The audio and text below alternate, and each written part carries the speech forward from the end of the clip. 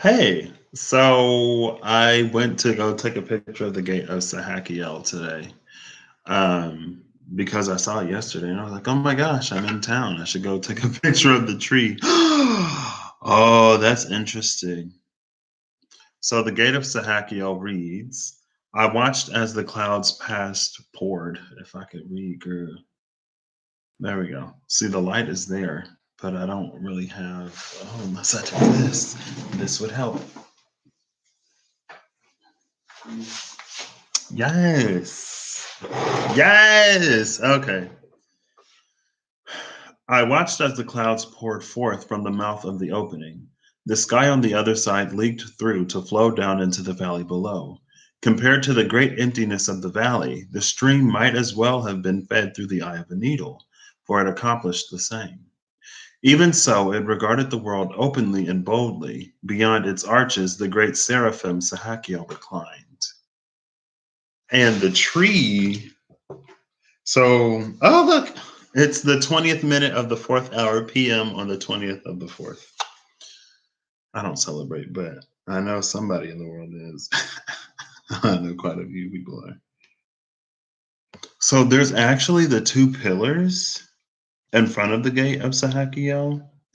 And when I went today, because I went looking for the tree, I actually noticed that there were two smaller trees, two thinner trees in front of it.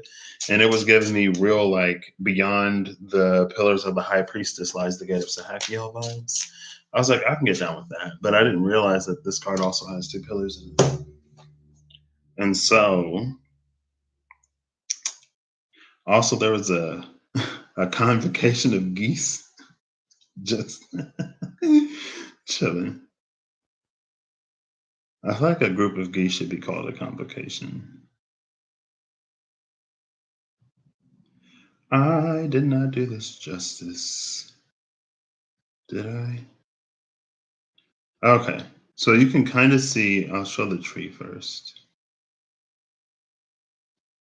So this is the tree that reminded me of the gate of Sahakiel. Can you see it? Can you? I'm gonna have to turn up the brightness. Can I turn up the? I can turn up the brightness. There you go. And you see, yeah, there you go. It reminded me of the gate of Sahakiel. Like there's the tree, and here's the card, right?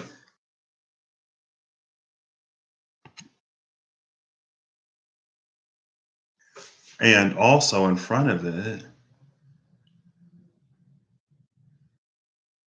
here's a picture between them. There are these two like smaller trees. You see it on the two sides, right? Right here and right here. There you go. And then there's the gate behind it, like the two pillars in front. And then here's a little bit better picture, but also it's worse. I'm not the best photographer, but it's these two trees, and then beyond the tree is that gate. And I was like, last time I saw it, or the first time I saw it, I was like, oh my gosh, it's like a portal or blah blah blah, whatever. When I was here with my other friend, my friend's girlfriend, um, and then I came home. This package, I went home. This package had arrived, and I saw the gate of Sahakiel, and I was like, "Oh my gosh! I just saw that in tree form." And then there was like this little squirrel sentry. It was just like staring. And then when I walked past the tree, it like moved. I didn't see it like look to the other side. Also, there was this little. It had to be caught in a spider web or something. But there was this little floating white thing that didn't really move. Like it floated in place, but it didn't move outside of it. That's a whole bunch of cards. Oh, we just saw these. Well, we saw these two, Bezaliel and Sariel, yesterday. Oh, this is a different Sariel. This Sariel isn't holding the moon. The other Sariel had a. Oh, it's a different Sariel and a different Bezaliel than yesterday. And it also came out with Duma, Angel of Dreams. So, Sariel, my body wanes and is distorted. Smoke moves all around me, troublesome clouds. And it's as if I cease to exist. I blink in and out of time and wonder if I can still be seen when the light of seeing is denied even to me. Do you still whisper at dusk or cry out for me at midnight? Do you still reach to pull yourself up into my light, or do you ebb as I wane? Bezaliel's shadow failed to stick to the ground. Instead, it hung in the air like a specter, a twisted impersonator carrying a ghastly sense of unlife as it floated nearby. In the right light, it was hard to tell the two of them apart. His blank, expressionless face was always half hidden by a hood. No one could ever know for sure if they were looking at the real angel or his shadow. It was just easier to avert your eyes. He would walk through your dreams at night, watching from a distance and saying nothing. He would walk through your dreams at night, and then here's the angel of dreams, Duma.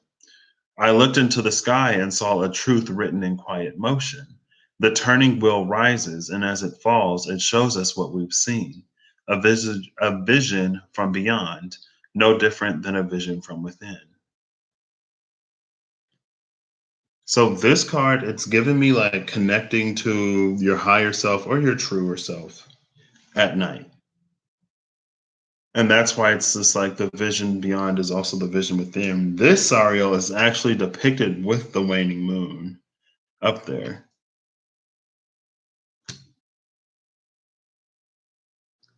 Also, there's the owl here, and the owl is giving me that Artemis energy. I think Hephaestus actually made the owl for Artemis. Not Artemis.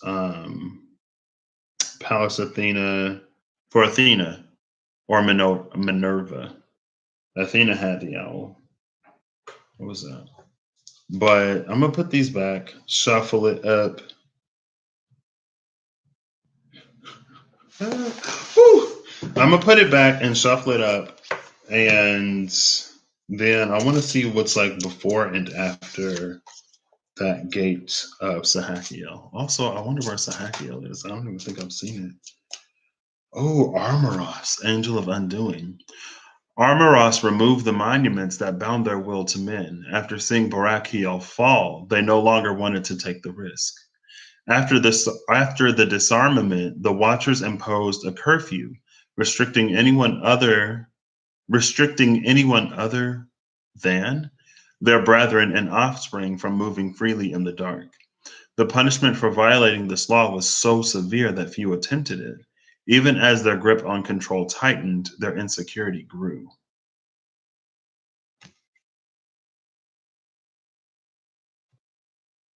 Barakiel was the angel of lightning that didn't respect his power and it killed him. And that's when they found out that the Watchers were neither complete in their wisdom or immortality. And so it's coming through as an energy of like, before anyone else starts to fall or before anyone else can notice, then like let's sort of like lock them up, shut them up, and keep the truth from them. And in this card, like the eyes are covered. All you see is the mouth. And so it's like this is the fire of truth or awareness, but with the eyes covered by that much of a, because it's like if you just shut your eyes, you can tell if there's a light source in front of you. But it's like the veil is so thick or this eye shield is so dense that you can't tell either way. Cambiel, Angel of Aquarius, and the Gate of Sahakiel with the Angel of Gemini. So Cambiel and Embryo are around the Gate of Sahakiel. Oops. With Turiel, Angel of the Mountain under it. And this is a different Turiel than what Taurus or Pisces. This is a different Turiel than what Pisces got. Here I remain under a mountain made of many hands, all reaching and all taking. I press my body closer to that which I must keep. It is mine, and I will shield it from the misery of other hands. I can feel their gaze fall on it like an avalanche. Their greed feeds my convictions, so here I remain. This is interesting because in the Pisces one, and then there's Hamaliel, Angel of Virgo.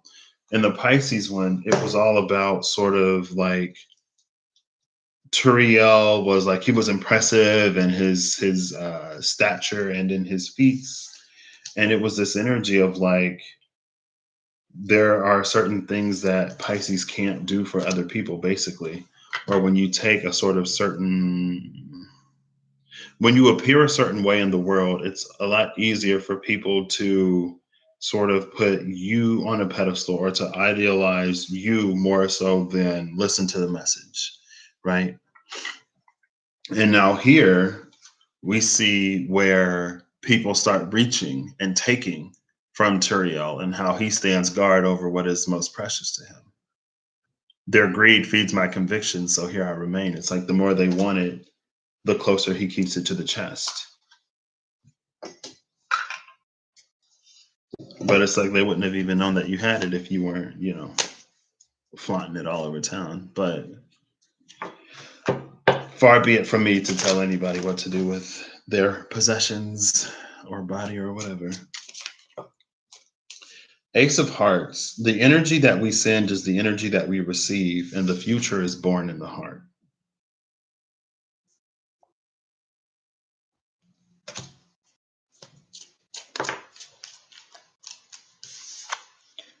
The Red Joker. Material intervention, the coming of spring and mastering the game of life.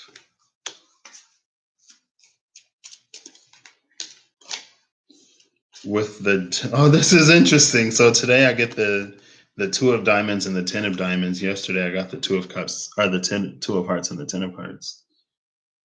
So two of diamonds, a forced uprising, an ancient word that stirs ancient things to life whispered, and a blistering heat and freezing cold that lies at the heart of creation, the truth of the heart made plain in beginnings. So there's a future in the heart, and there's also this truth of the heart. There's a real the energies here. It's like the fool, the world, and the wheel of fortune. But there's also heavy undertones of temperance and the magician, right? It feels like you reach the end. This is effed up over here. I don't know what that is. It's like you reach the end, but it's the keeper. And who was it? It was Duma, Angel of Dreams, that said the vision beyond is also, or the vision beyond is no different than the vision within.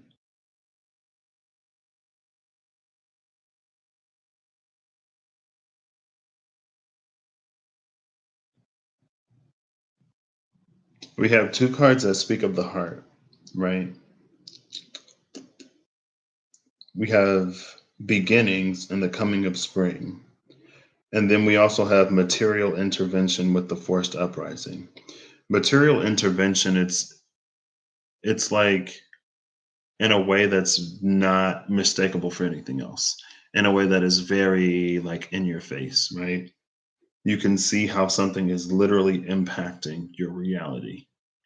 It could be material in a tangible sense, or it could be material in the sense of again, it's your experience in life in a way that is very hard to mistake for something else.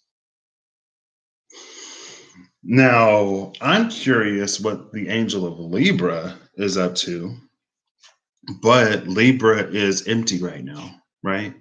So in Aquarius, we still have Saturn and Jupiter.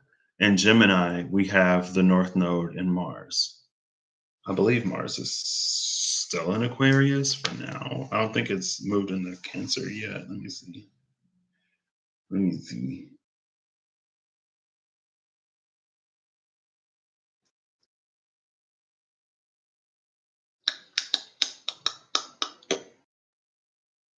Yeah, Mars is 28 degrees Gemini. The North Node is 11 degrees Gemini. Right now, the midheaven is 11 degrees Gemini. Libra is empty. Saturn is 12 degrees Aquarius. Jupiter is 26 degrees Aquarius. And then the vertex and Icarus are both in Aquarius. So Saturn is in a loose trine. Well, not a loose trine. Saturn is in a pretty tight trine with the North Node, but it's separating. Jupiter is in a tight-ish trine with Mars, and that one should also be separating because Mars is quicker than Jupiter. So that's like a 1 degree orb for Saturn in the North Node, and then 2 degrees for Jupiter. Actually, less than two, probably like a degree and a half. Yeah, it's like a degree and a half ish for Mars and Jupiter. And so I guess that's this Gemini Aquarius. Why is this? I don't know anything about the Geminis terminus besides what Russ has said. The Janus Geminis. And Janus is the god of, what is he the god of? I know he has two faces, one that looks in the past and the other that looks in the future. January is where we get, like, it comes from Janus. He may be the god of beginnings. He may be associated with beginnings. Well, I'll look it up. Yeah, I'll look it up. Why not? Why not? Look it up. I gotta do stuff. My friend is like, Patrick, what are you doing with your life? How long are you going to do whatever? I'm like, let me be great. So I gotta make sure that I'm moving forward, but I'm where I need to be in this moment. So Janus is the god of beginnings, gates, transitions, time, duality, doorways, passages, frames, and endings. He is usually depicted as having two faces. It is conventionally thought that the month of January is named for Janus or Januarius. But according to ancient Roman farmers' almanacs, Juno was the tutelary deity of the month. So here we get Juno instead of Janus. Juno was the wife of Jupiter. It's Hera, Zeus's wife. Juno is actually, where is Juno? 1 second. I don't know if I have Juno turned on. Sorry. I'm sorry. Oh, Juno is in Sagittarius right now. Juno is retrograde in Sagittarius. The South Node is in Sagittarius, but there's like what? Oh, well, there's like 12 degrees between them right now, almost 13, but she's retrograding. Let's see how close she'll get to the node. So Juno is actually retrograding to conjunct the South Node. It's going to go direct at 8 degrees and 20 minutes Sagittarius in August the 2nd is when it stations direct. And the South Node it's at 11 degrees. So at some point, Juno is going to conjunct the South Node. And so Juno right now is in a separating opposition to Mars and Gemini.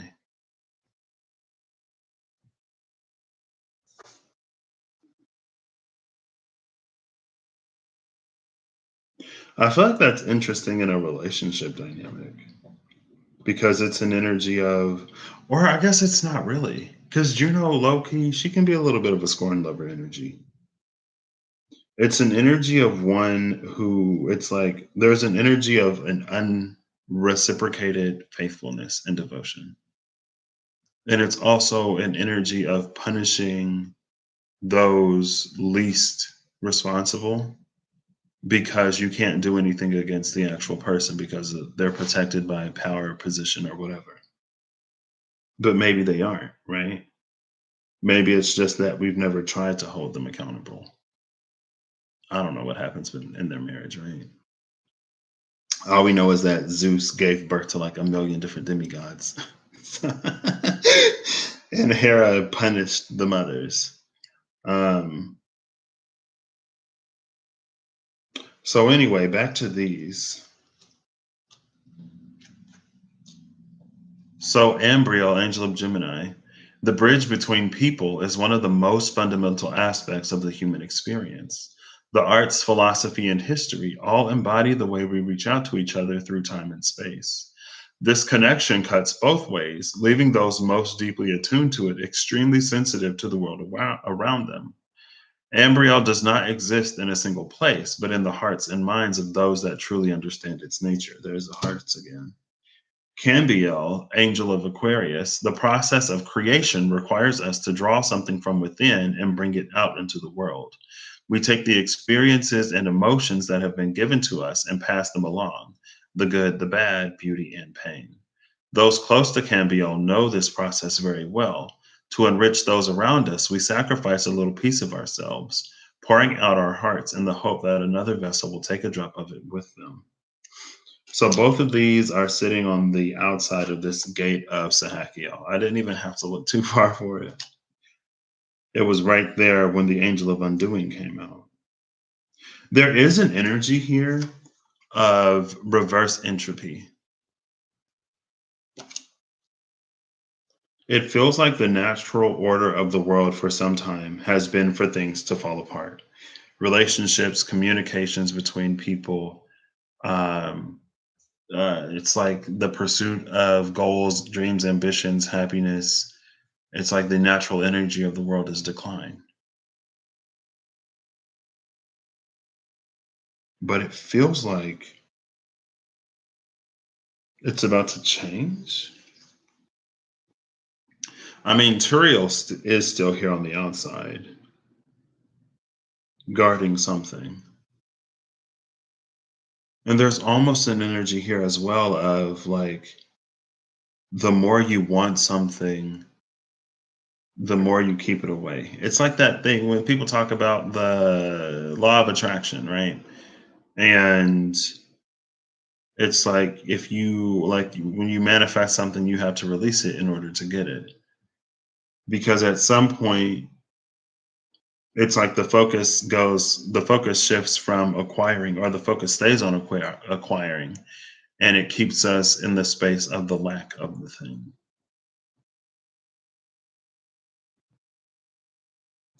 It honestly feels like here, it's feeling like this is what's leading a lot of systems right now to fall apart. It's almost like it's because they've it's like it reminds me of the degree thing. Like growing up, people were like, get your associate's degree. People with their associate's degrees make more than people with the high school GED or the high school diploma. And then, like, if you want your bachelor's and then your master's or whatever, you do that. Now it's the bachelor's, but it's like there are so many people that have their bachelor's now that now it's almost like you got to have a master's. And it's this sort of never ending system. I feel like we've really been conditioned to, in a lot of ways, ask for things from systems that were never really built to give it to us.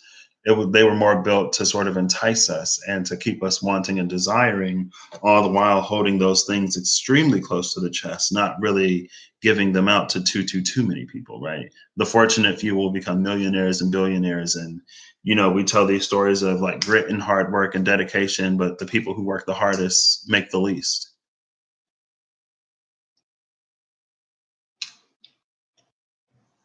And for a system that isn't actually built around the fulfillment of what it promises or what it inspires, it's almost like it's doomed to fall, it's doomed to fail.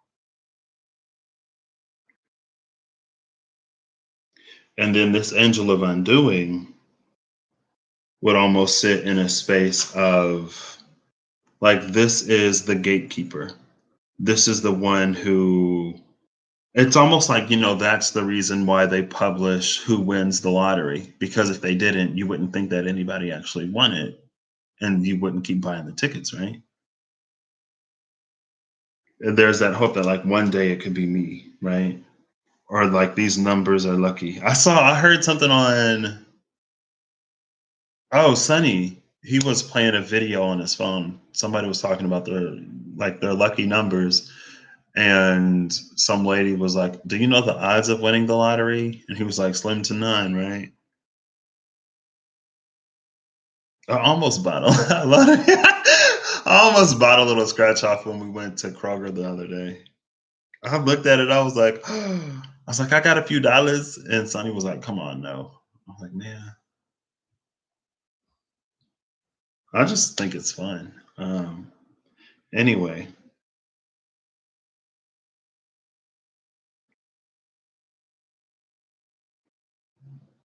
see, there's something in this angel of Gemini, something to do with this shadow half that makes me extremely curious. And it's like, so the lighter side of Embryo has her hands folded in a sort of reverence, and the shadow side of Embryo has her hands over the heart.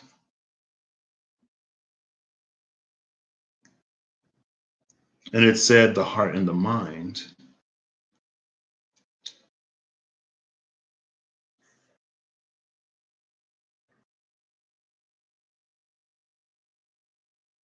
All of the cards on the table are red. We have the Ace of Hearts, the 2 and the 10 of Diamonds, and then the red Joker. I don't know if it's the big Joker or the little Joker. It's the red one. The 5 of Pentacles is at the bottom of the deck. 5 of Diamonds, sorry. Nearly perfect harmony, a crystal clear night of charted stars, and triplets in the third trimester. Under that is the King of Spades in reverse, inspiring others by bold example, proper magnetism and clear intention, and clearing of the fog. Now, with this in reverse, it almost feels like the fog isn't necessarily, at this time, the fog isn't necessarily clearing, but with the triplets in the third trimester, it's the birth of a gift or an ability to see through it. And it's almost like, why is it it's reminding me of like whenever you see, it's reminding me of whenever I've heard someone say like this code or this hacking, like your code has a signature. And it's almost like the fog has a signature that you can only see when you are able to sort of make your way out of it. But you would only like the signature, the thumbprint, the snowflakes, the exposure, the truth is in the intricacies. It's in the little details. It's not necessarily huge, it's not necessarily grand. It's little things.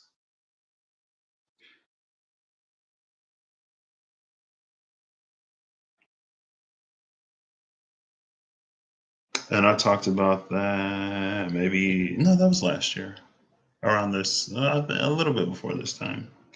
It was the fog that was going to roll in, and those who make their way out of the fog before it lifts will find themselves in a space of mastery of some sort. And I think, like with this 2 of zones and the 10 of zones rather than the 2 and the 10 of essences, which was the hearts yesterday, when it comes to zones, it is about life. But when it comes to life, life as an element is all about the constitutive components, especially if we're talking about a signature, right? Because it's our thoughts, it's our feelings, it's our actions, our ideals, our dreams, our fears, everything that all together mixed with, the conditions that you were born in and things like luck or fortune, chance, paths. It's those things, it's a combination of all of those things that determine your lot in life. It's not as simple as, just changing the way you think or just changing the way you feel or just changing your actions. To really make a difference in earth, you have to have the sun, the water, soil with proper, the gases have to be right. If it's a nitrogen spending plant, there has to be nitrogen in the soil or else it's going to die. If it's a nitrogen fixing plant, then you don't want to put too much nitrogen in the soil because then it might kill other stuff or something. It's a delicate balance when it comes to earth. It's not, nothing is necessarily extremely obvious, even though you would think it is, because you see it and you can interact with it.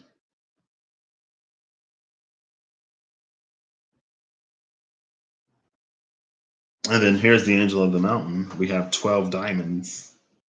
Well, with the five at the bottom of the deck, we have 17 diamonds. So the two of diamonds is that space of, what is that? The two of zones.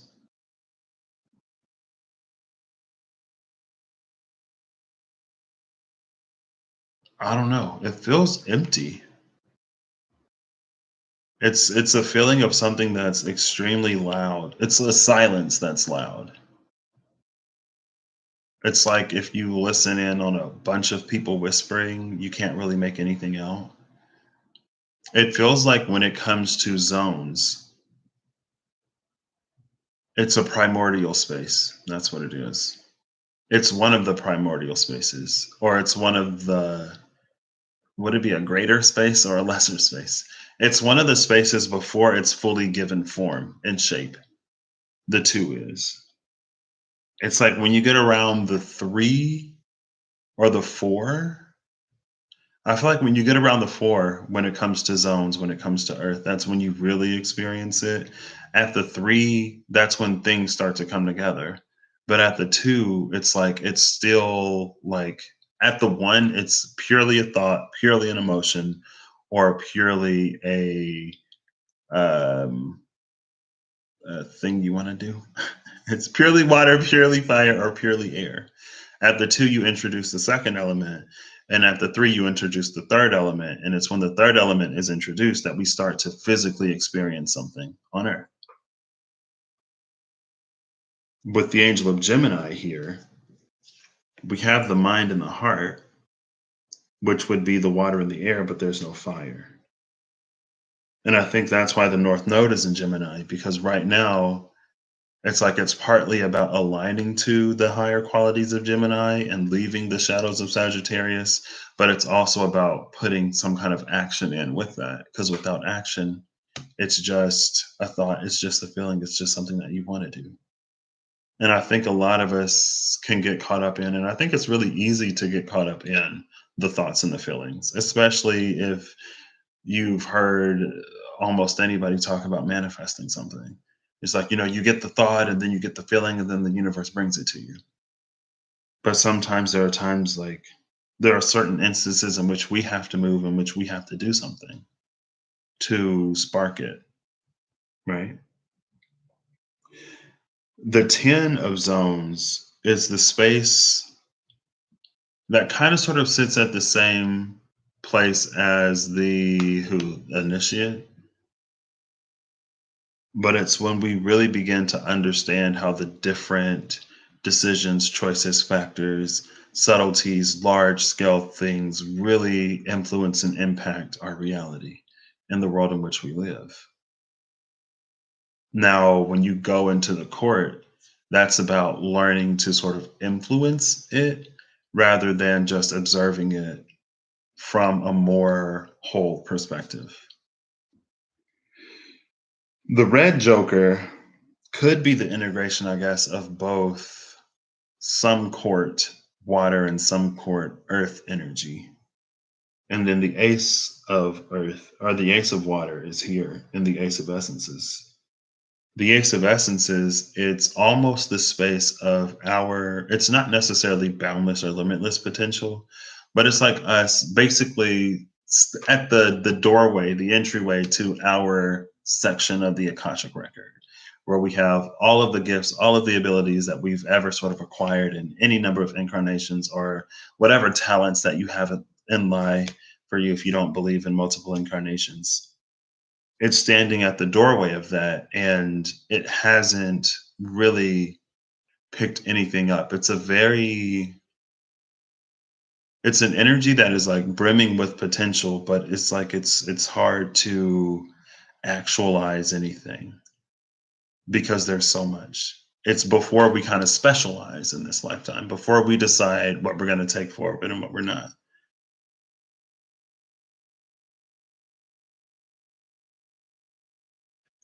And so here this like greater zone or this metadimensional. I don't know about that. Yeah, I'd say metadimensional. It's a metadimensional space with the two before it's fully condensed into something that you can experience in the 3D compared to, or in addition to, this suite of a lot of things with this Ace of Cups.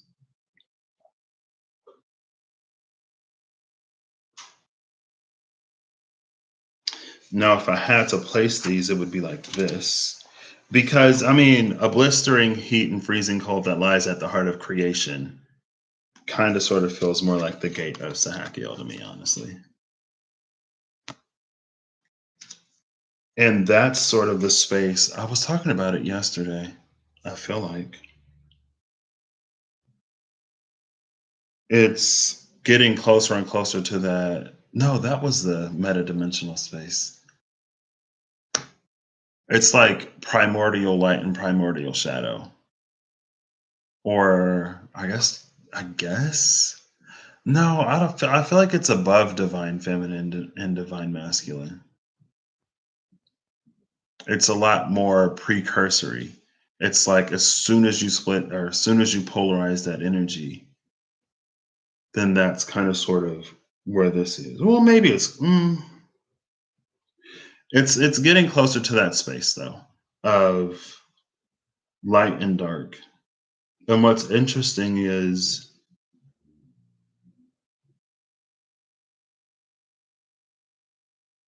it feels like, because light or dark is the absence of light, cold is the absence of heat.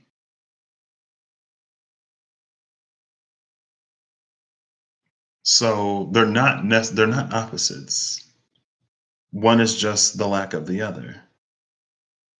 And it takes me back to that feeling of like there's a space where that relationship is inverted.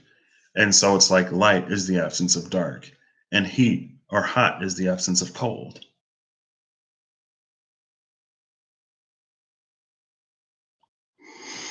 It's almost like a mirror, but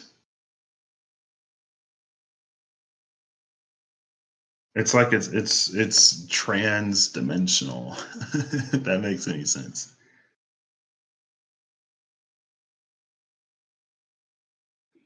That's why almost, I guess, in Earth, we kind of sort of go from a journey of being like the sage or the king or the queen to the initiate or the page. We go from the 10 to the ace because it's like we, as we grow up, we get more immersed in it. And as we come into a space of self discovery, we go back in the opposite direction.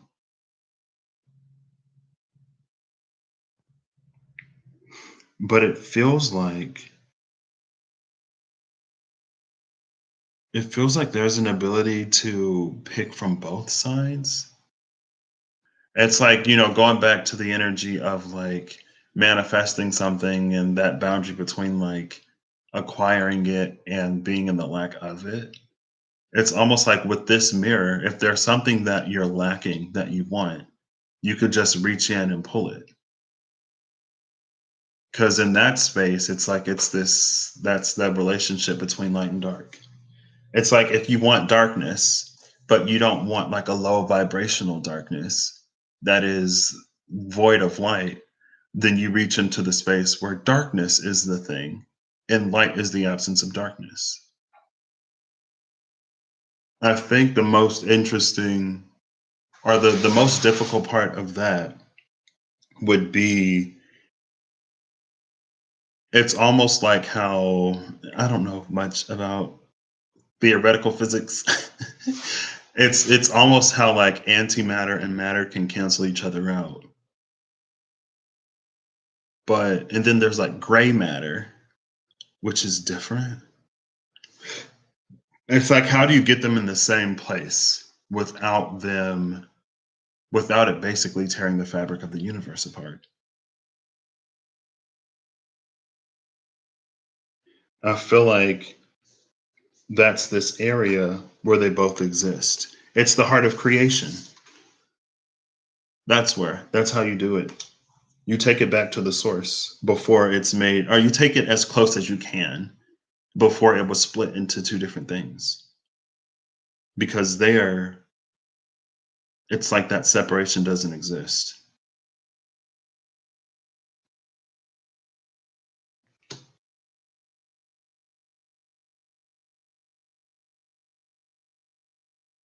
See, and then that would give a different take to like the energy we send out is the energy that we receive.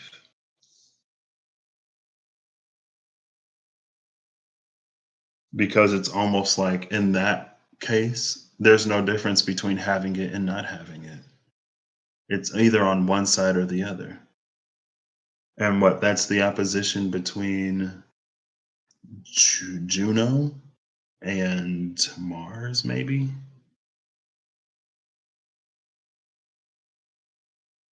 It's almost like Juno would wish for something to happen, but Mars would actually go out and do it in some way.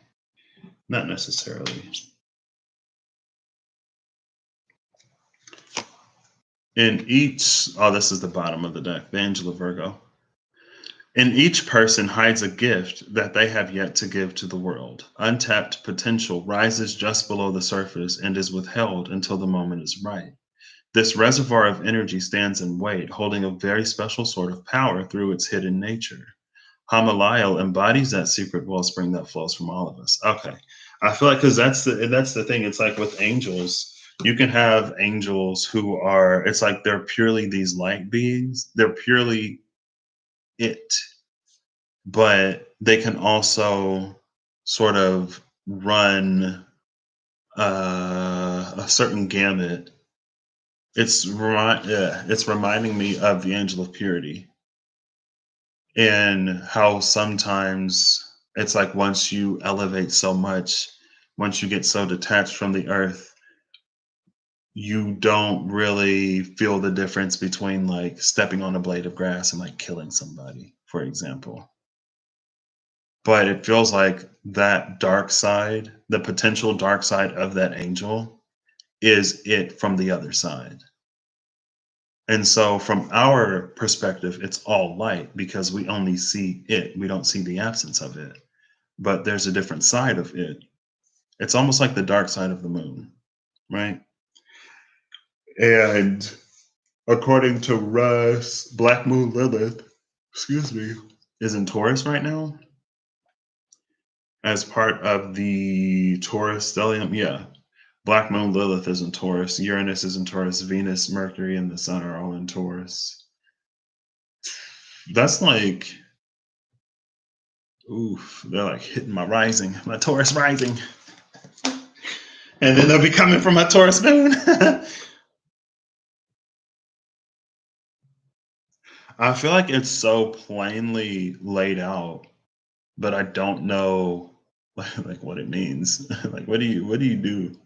I remember I was reading with somebody one day and we're both like, oh my gosh. But then I'm like, well, what do we do with this? Like I'm like, how do I use this in like my everyday life? Like, how does this do something for me?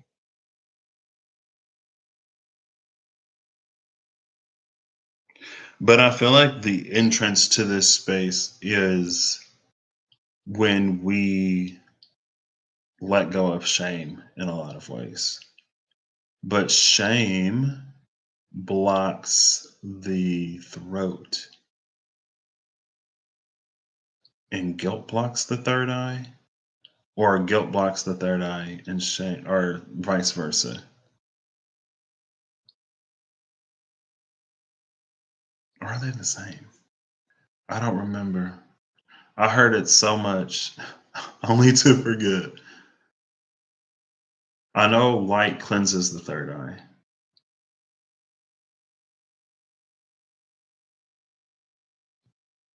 Or is it blame? I think there's like guilt and shame on one, and then it's blame. because when we release guilt or shame for ourselves, the next step beyond that is releasing the same for everyone else.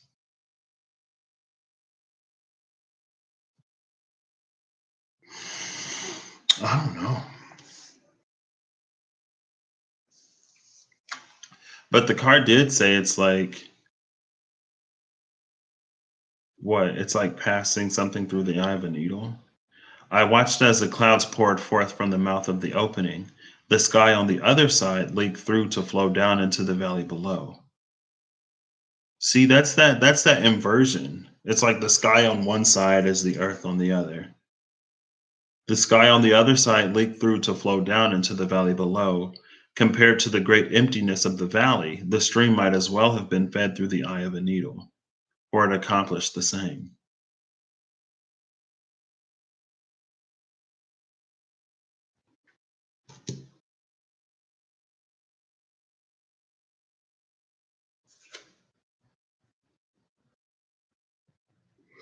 I don't know.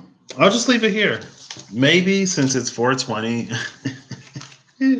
if you light up and you watch this video back, you'll get a different message.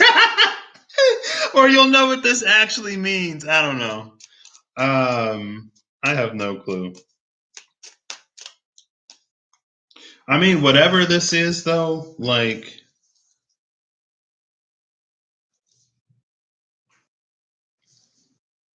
I feel like it's one of those things that you kind of sort of only really get when you're really ready for it. Because otherwise, it's like the veil would be too thick for you to see the light of whatever this is. But sometimes in not seeing, we are seeing, right? It reminds me of Tamiel, Angel of the Unseen. So this will just be the what reading of the day. The what you talking about? What is that? Hello? Are you smoking something? Like, no, I'm not. Here's Barbiel, Angel of Scorpio. But the card that flipped over is Hezekiel. Hezekiel. I don't know how to pronounce anything. Angel of the Mists. Kazakiel cowered away from the idea of leaving his home in the sky. His indecision. Is this a different one? This is a different one. Oh, snap. This is a different one. Because the other one talked about I am not the fog, but yet I am. Ooh, okay. So Hezekiel cowered away from the idea of leaving his home in the sky. His indecision left him to exist in a place between worlds. It was uncomfortable, but he lived without having to face the reality of what he really was. When the fighting broke out, Hezekiel didn't take sides. This did not sit well with his brothers, but he could not give in to commitment. It was his nature. He was meant to be alone. Wait. With the angel of Scorpio at the top and the angel of Gemini at the bottom.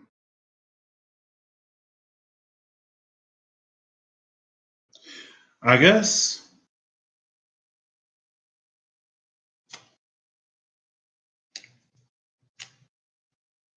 Ooh. The angel of song and the angel of anger.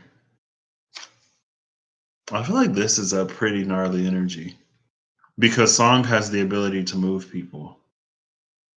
This is like a bard energy, but it's giving me, it's like the person with the song that are like a cursed song that would drive people mad or whatever. It's like the song that doesn't end, it gets stuck in your head.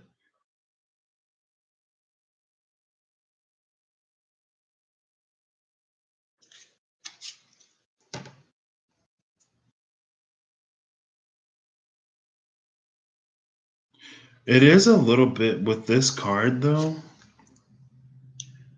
It's a little bit of an energy that exists in between. I mean, and that could be Earth for all we know, because there are times when we can experience a light that dulls or a darkness that shines. Right? Sometimes, like being selfish is the right thing to do. Sometimes you can be too careless to the point where you sort of endanger yourself. Not everything is always as it seems. We exist in a land that is inherently sort of paradoxical. And it's in embracing that paradox and learning to navigate that paradox and use that paradox that leads to whatever. And it's almost like that is the true gift or ability of the Heyoka, is to live in that space of paradox.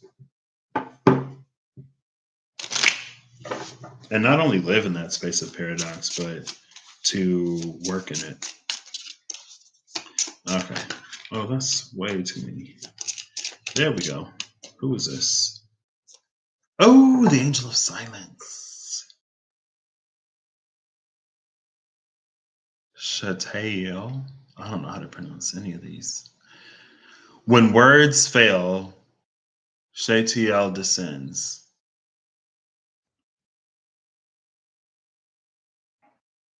Chatael? The wind dies and the earth comes to a rest. In stillness, a new aspect emerges. The touch of an elusive angel. Space around it gains new meaning, held motionless by the grip of its presence. Fear not, it rarely lingers. Ooh. Bottom of the deck is Zuriel, Angel of Libra. Here's Libra. Libra is coming out with the Angel of Silence because there's nothing in Libra right now. So it's fitting, right? All things have opposing forces. The rotations of the celestial bodies show us a macrocosm of our own swirling internal relationships. Zuriel is the regulator of these forces, weighing their value and attempting to find balance.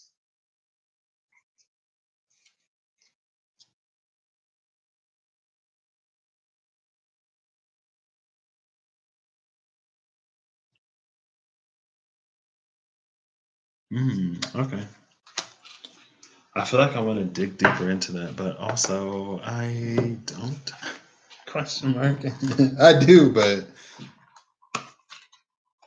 some things are meant to be experienced, said the high priestess. The high priestess said, I could tell you, but it wouldn't make any difference.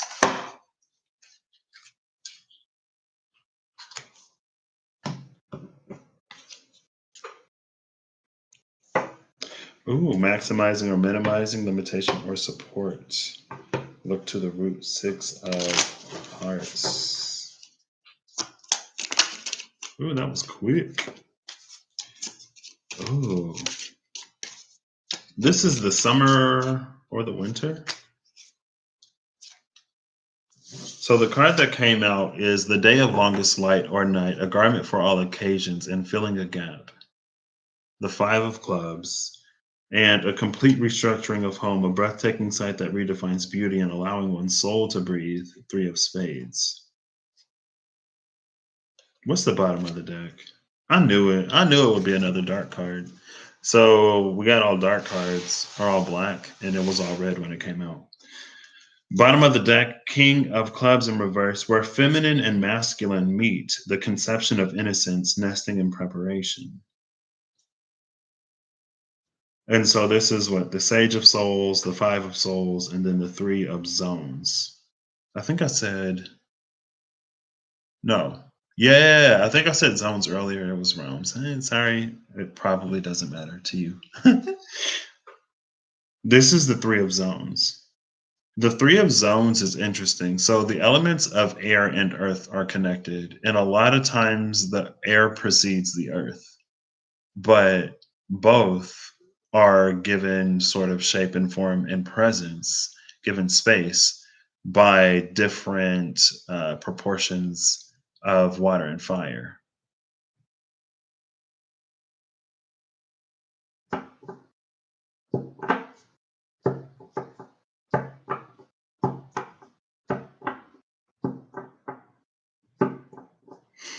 And the suit, like fire is interesting because fire is sort of indivisible. It always is what it is, no matter how many times you sort of, no matter how much it ignites something else, it doesn't really lose much from itself. But with this five and the three of swords, it's low key. I don't have any idea what it means, but it's low key an energy of like two souls or more competing for the same space. That makes sense. Okay, yeah. Competing for the same space. At first it was almost like within the vessel. I was like, ooh, that's like if people have multiple souls, then but it would be aspects more so than this because the soul is what the soul is. The core is always the core. But depending on how it's polarized, it can be very different. It can take a few very different sort of shapes and forms and can consequently carry on different abilities or have different abilities sort of heightened. But it feels like there's a competition in the soul space that's leading to change. Oh, because it's the earth thing. It's like when you kind of sort of get stuck in a rut and your raging internal fire is reduced to a little puttering, stuttering, um, flickering candle. And so it's almost like there's a space in which it goes out. It's either like coming back, it's stoking the flames back into what they used to be. And that's why the king is right there, where we have the five here.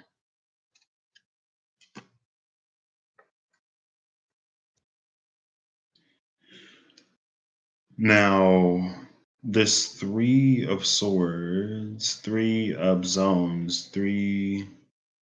It's interesting because it feels like in the suit of air, it feels like fire begins at one, water begins at two, air begins at three, and earth begins at four, really. But you can kind of sort of get an idea of how it's going to play out a step before where it actually starts.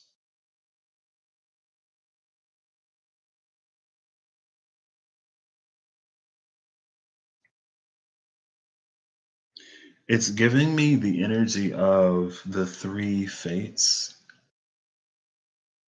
or any three. A lot of, not a lot, some cultures and belief systems have certain deities that are associated with the past, the present, and the future, or ones who also, it's like they're sort of responsible for a person's life in regards to the past, the present, and the future. And either it's measured out before and you live, or it's cut and then you die, right?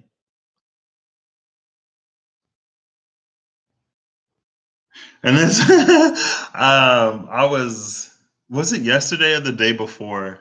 I was just in here like, darling, pull that mortal's thread of life good and tight from Hercules, Disney's Hercules. And they're like, incoming, because they just snipped somebody and their soul was going to the underworld. Um, the Fates, not to be confused with the Furies. Um,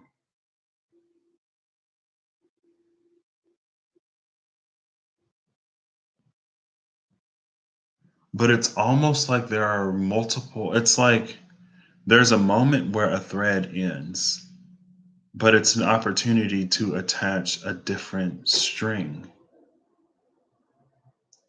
So in the movie, the entire cord became golden at a certain point.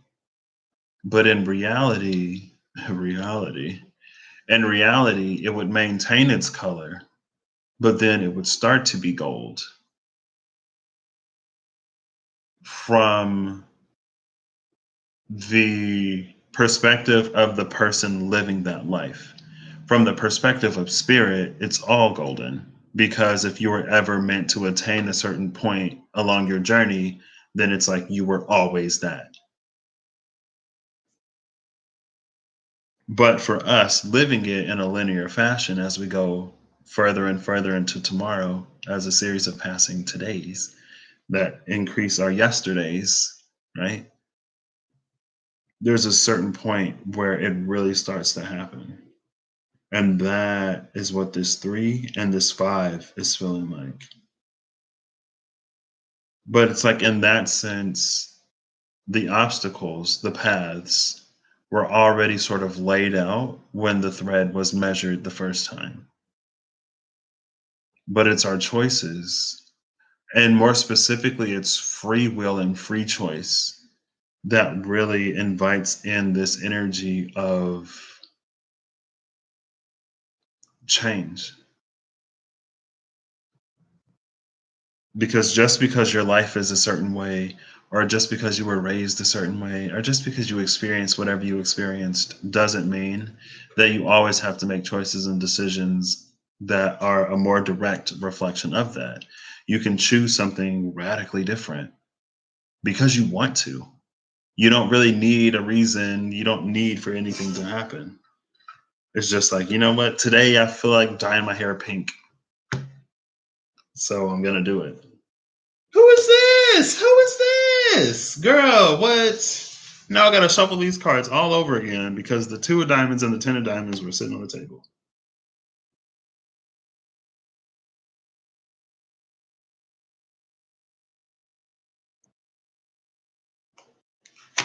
Oh, wait. And again, it takes me back to the energy of the shortcut. The shortcut is that space where you make a choice or decision that you never should have been in a position to make. If you look at your history and the choices that you made in the past, if you look at what you experienced in the past, there's like a 0.00001% chance that you would have chosen whatever it is that you have the opportunity to choose. But you do. And so in that moment, it completely rewrites a lot of stuff. And it puts you in a space where your world loads and processes actively around you rather than going off of the pre-written script. And it feels like when that happens, there are some bugs and some glitches. There are characters who will say something that more so reflect where you were rather than where you are. Or they're like, it's projected forward where you would have been had you not already made that transition. The energy that we send out is the energy that we receive. The future is born in the heart. With a school of glimmering fish that spotlight a sunken treasure, the rising of a new continent. And this single blade that cuts through the tempest, calming the winds, a dislodged hunk of cheese. All red again. So we're back to the reds. Okay. And that's the thing. This is like the energy that the energy that we send out is the energy that we receive. It's like in truth, I feel like that's how we really reach those spaces of mastery. Because it's not about what you've experienced. It's not about where you've come from or history in a fire, water, air way at the very least. Because with fire, water, and air, well, water kind of sort of has a pull of its own. We're not talking about the moon today, but and fire kind of sort of is what it is. So with air, like the wind can sort of shift or change at any time. And when you have a cold front or a cool front that meets a warm front, a storm brews, wind that blows against the mountain is then like redirected. Wind that blows into a corner, it eddies and it causes things to swirl. It's like you could literally wake up one day and just want to be different. And could it be inspired by the things that you've been through? Yeah. But then I guess in that sense, it's a matter of time. Like, how long will you tolerate whatever you're tolerating? How long will you put up with whatever you're putting up with? Or how long will you delay whatever it is that you're delaying? Um, and again, it's like one day you can just wake up and be who you wanted to be your whole life. I don't know, who you were meant to be your whole life, or who you used to be, like the you that was more happy and fulfilled, or whatever, right? And when you do that, because you're sending out something different, because you're putting out a different signal, because you're responding and reacting differently, then the world has to give you something different. That's when you get into the space of choosing your own adventure. So we've got the Queen of Diamonds, the Four of Diamonds, and the King of Diamonds. Diamonds! Square cut our pear shape. These rocks don't lose their shapes. I need to watch Moulin Rouge. Okay. Queen of Diamonds, Four of Diamonds, King of Diamonds. Oh, this is the four. The Four of Diamonds, the Four of Realms is where Earth actually begins. That's where we start. That's where the seed pops up, right? So, an abrupt change of season, the vision catching up to fantasy, the filling of valleys and falling of mountains. Dawn before the first day of a new world, an old Earth passed away, and a breathtaking sight. A bell that brings the physical and intangible into harmony as it pulses out into the universe, collision or cohesion. So there's a lot of things that can almost suddenly and miraculously change, almost magically. Things can begin happening. But the issue comes when the issue is us and how much continuity we need in our day-to-day life, and whether we can accept the things that are coming, whether we can rise to the occasion and behave and act in a different way, in addition to thinking in a different way. Because it's us that determines whether these two worlds will harmoniously merge or whether they'll sort of tear each other apart, because you know matter can't, like, two different forms of matter can't occupy the same space. But this is the meeting of the intangible and the tangible. It's like we're sliding the matter in and then we're sliding the antimatter in. And there are so many different layers and so many different dimensions that now, as we pass this all light through, it gets filtered through every dimension. And then we get this like beautiful reality.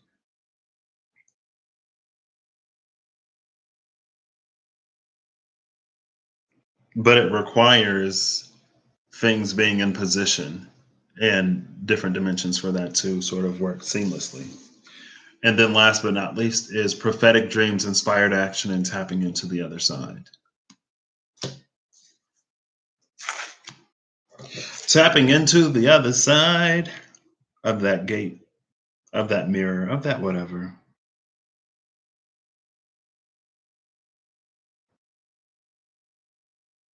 I just remembered again, I think it's the Gettysburg Address, when he's like, we now find ourselves in a moment testing whether a nation conceived under these principles can long stand. But it's like we find ourselves in this moment where we find out if, like, multiple, I don't want to say multiple versions of reality,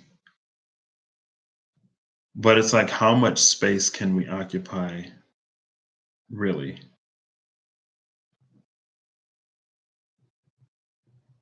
I don't know. That's what I got. I hope you'll have a good one. Every one of you see this. I hope you're acting in alignment to make all that you wish to experience your reality. I think my little chat thing is bugged today, but it might not be. Oh, wait. Oh, I didn't even try that. Hey. Oh, yeah, there's my chat. There's my chat. If anybody is still here, I'm sorry. It didn't. Um, yeah, for some reason in the window, my chat is blank, and I knew that it was messed up because usually I have more options. But I saw the three dots, and I was like, "Oh, I could have popped out the chat." And if I pop out the chat, then everything is there. So yeah, yeah. But thank y'all for coming in. Sorry about that. I'll catch y'all later. Bye. I don't know. I'm excited for this. Whatever is happening in the dream space, it's like things are getting wild. Um, and I remember when I first started having dreams that I actually had to think in. I'm like, oh my gosh. It's like I gotta think on my feet. I gotta be creative. I gotta, because in the dream space, you don't have to wait for something. Oh, you're still here, Eve? Gotcha. I don't know if you heard, but my package came yesterday. So thank you. Unfortunately, I won't be home for some time though. But yeah, it's like I started having these dreams in which it's like I got to think on my feet and I got to be responsive. And again, in a dream, it's all air.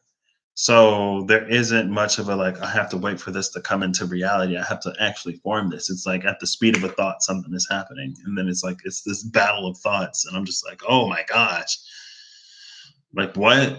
But then when I had that dream last time, it's like I've gotten fairly confident. And it's also interesting because there were these tools that I created, I guess in a meditation, because I'm weird like that.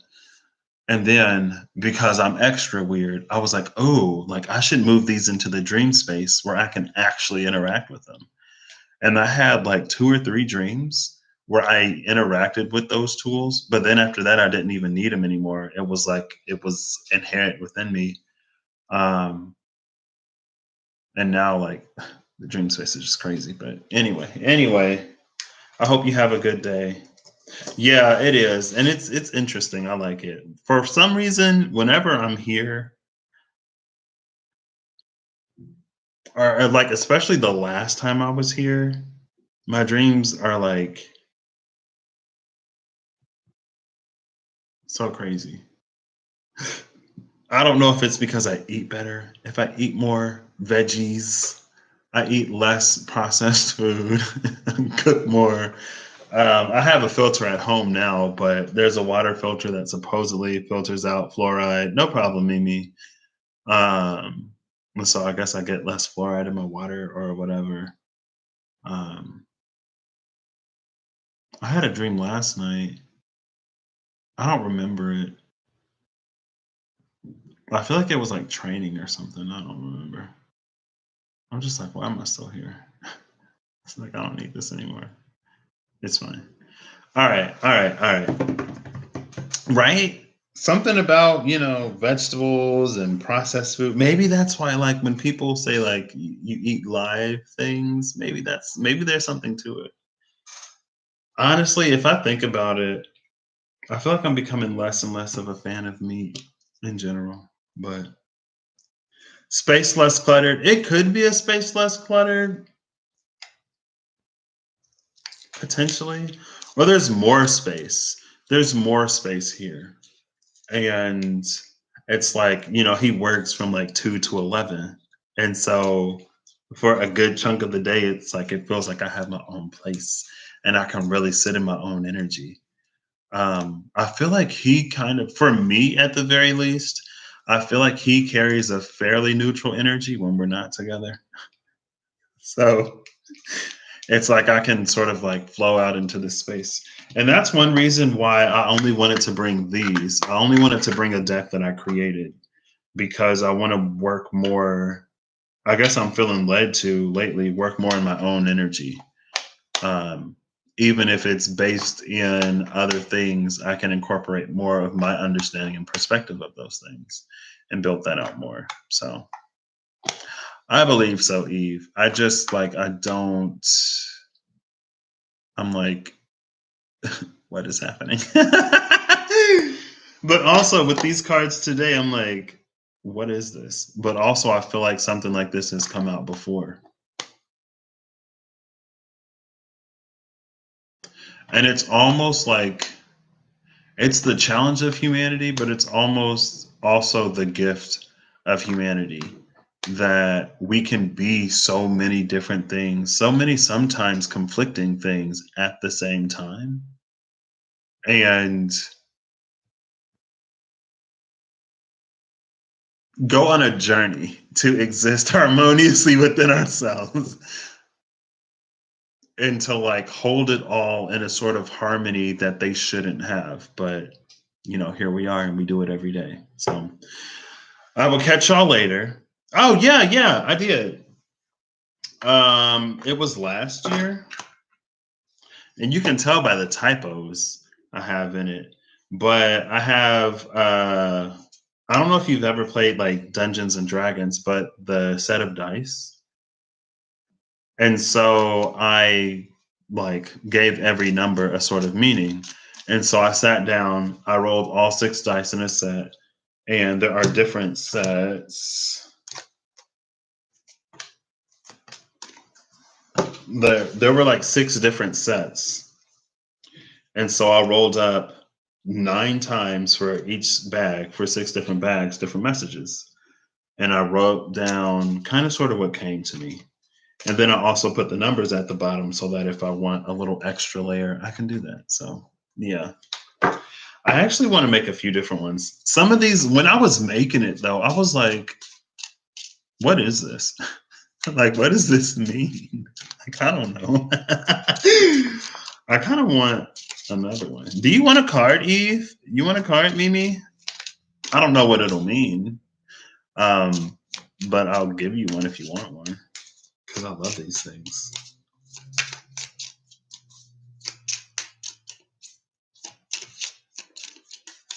The Diceology deck. Ooh, who is this? The Ace of Hearts and the Queen of Spades. Ooh,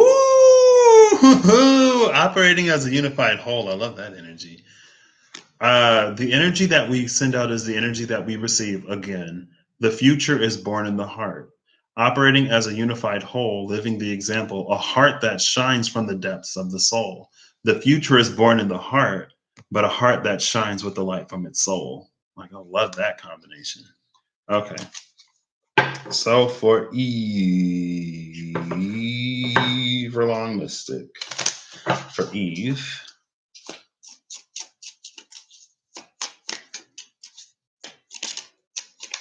Ooh.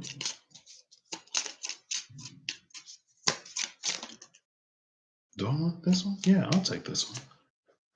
Oh, the Black Joker. Prophetic dreams, inspired action, and tapping into the other side. Let's see. This is water. Oh, snap. Where's my list? I got to check out the correspondences. This is the Black Joker. It's water, the solar plexus, the third eye, Gemini, the High Priestess, and one second. Here we go. Gemini, the High Priestess, and Pisces. So you got Pisces and the High Priestess. So that's definitely an element of communication.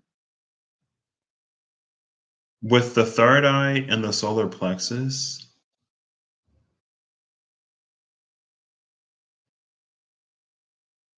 with Gemini, okay. It feels like there is a little bit of an energy of like reflective movement, is what just came to my mind. But it's like if you pay attention to your dreams or what you're doing in your dreams, I feel like the actions that you take in dreams, it's going to be, it's going to mean something. Because between Pisces and the High Priestess, it does feel like there's a little bit of an energy of like a conversation that's happening. You've been feeling pretty tapped in lately. Oh, yeah, I wouldn't be surprised with these. Yeah, I did. I was like, figure it out.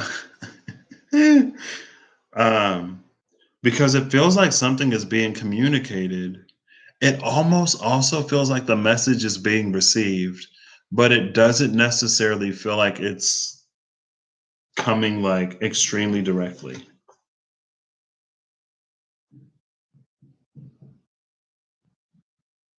And it almost also feels like you're being led closer and closer to something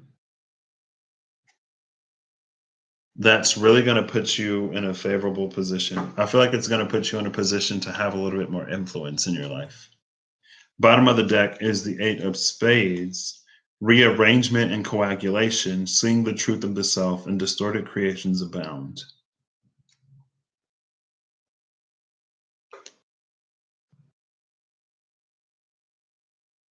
It feels like you're going to be shown who you are in whatever way that, because it feels like there's maybe in the dream space, it's like you can be a version of you that you can't be in reality. Okay, this is a lot. Not doing clarifiers. The energy that we send out, again, the Ace of Hearts. The energy that we send out is the energy that we receive. The future is born in the heart, where passion meets determination, going the distance, and a need for discipline. A displacement replaced, unintended and unforeseen consequences, a need for wisdom. So a need for discipline, a need for wisdom, and the Stargate that leads to fantastic places, correcting what has been misused and stabilizing timelines.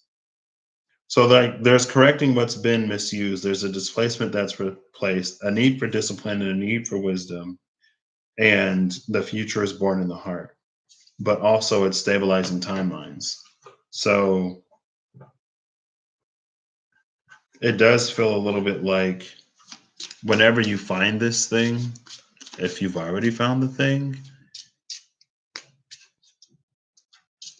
it's gonna require, oh, it said like dedication or determination or something too. It's like really set your heart on that in a way that will not waver if you can. Because it's almost like your heart is going to be, it's like it's gonna lasso something into you. Jupiter and Pisces being important. I am so excited for Jupiter and Pisces, Eve. I'm a Pisces. I'm excited for Jupiter and Neptune to be in Pisces. Been cosmic surprises lately for you. I'm glad to hear it. All right, Mimi, let's see what's up. Let's see what's up.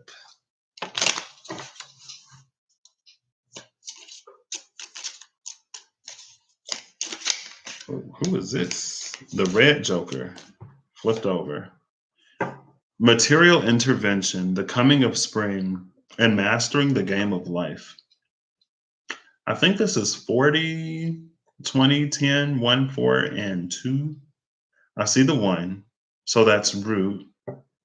4 is the heart. I see that. That's a 9. 49. Okay, let's see what 40. Oops. Let's see what 49 is. Let's see what 49 is. How long have I been live? It's been almost an hour and a half. 49 is the Sage of Earth. Ooh, the Sage of Earth. So there's Sage of Earth, Judgment, Capricorn, Earth, the root, and the heart.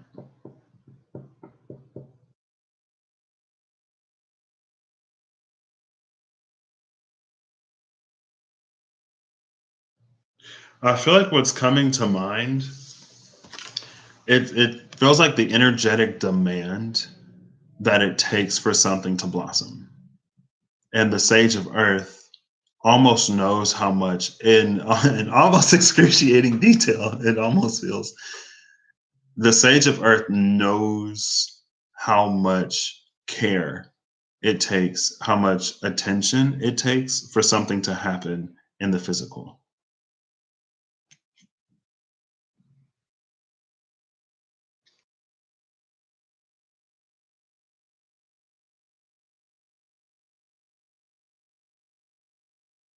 And I feel like there's a connection between the root and the heart.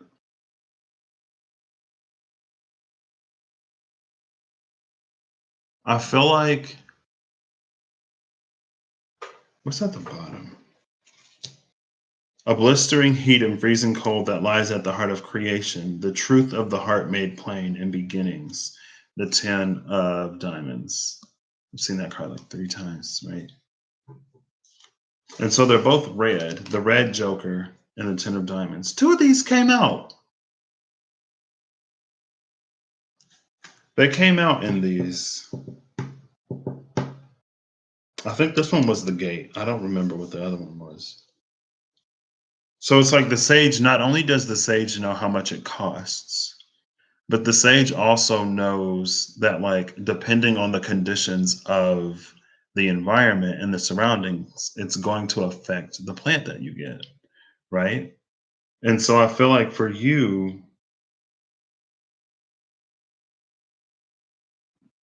right now, it's an energy of really needing to tend to the things that you need to tend to in the ways that you need to tend to them to get what you want. And it feels like there's a lot of, what's the word? Intentionality.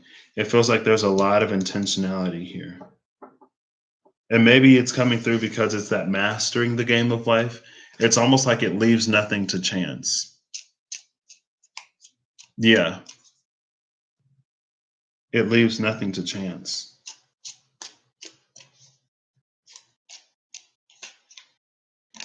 And it almost feels like, in some ways, like you've made yourself responsible. And since you've made yourself responsible in whatever way, I don't know if it's because of the knowledge that you've gained, but because you've made yourself responsible, it's almost like you're not playing like on the beginner level, you're not playing on easy difficulty or even necessarily normal difficulty. And so it's like, because you're playing the way that you're playing, you have to do more. And it's to put you, ultimately, it's to put you in a space where you're like, I feel like you'll more fully understand, maybe not the complete depths of your power, but you'll more fully understand your gifts and your abilities because of how you've had to use them to make whatever come to fruition here. And so it's almost like it's in your hands. I don't want to say you know too much. It's all, but I feel like it is a little bit like you know too much.